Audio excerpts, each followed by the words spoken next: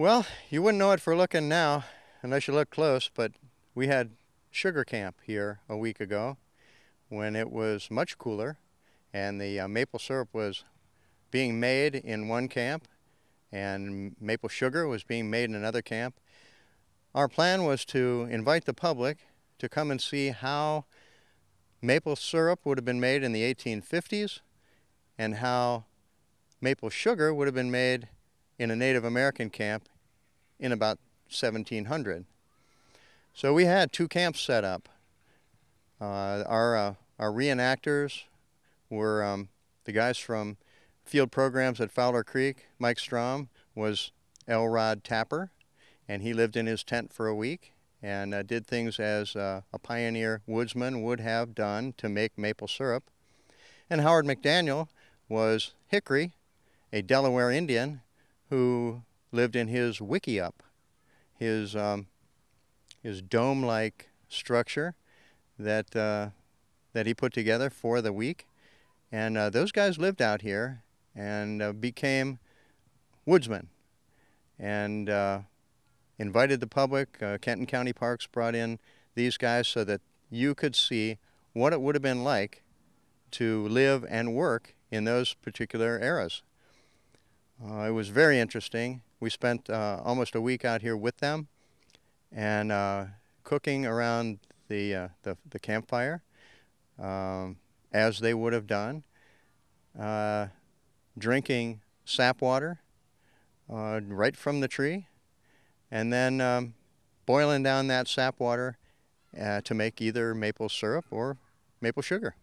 I was your guide into the wilderness of Middleton Mills Park and the sugar camps last week here at Middleton Mills Park.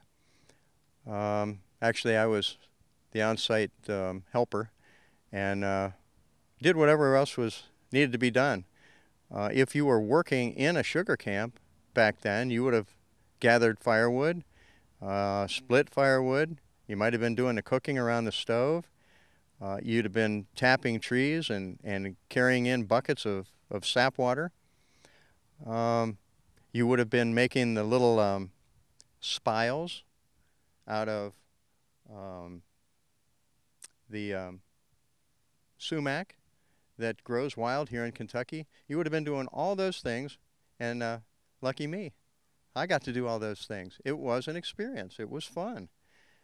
I liken both these guys to distant relatives of Tom Sawyer because they want you to get the feel of what it was really like. So they want you to do it. They want you to carry the bucket, to cut some wood, to carry an armful of sticks or logs. They want you to get that feeling, and it went over good. Somebody else to come over and push down on that side. We're going to see how much he can handle. If we could have one of the parents. Okay, now just grab the hook up here. Now start pushing down. We're going to see how... Whoa, he's pretty strong. That would probably be about 70 pounds of sap. That's pretty good. Wow. Now, if you were carrying 35 or 40 pounds of sap in a bucket on each arm with each hand and carry it about a quarter mile, you'd be pretty miserable. But with this on your shoulders, your back and your legs bears all the weight, so it's a whole lot better way to get the same job done. Parents carried wood. They carried buckets. Kids loved that. If there was something to do, they were doing it. They wanted something to do, and here being outside, and it was, I'm wearing a short sleeve shirt today, but it was chilly in the morning, and of course it warmed up nicely in the afternoon. Turned out to be just about perfect when the temperatures are freezing at night and warm up to a certain temperature, and the trees know what that temperature is, then the sap starts running.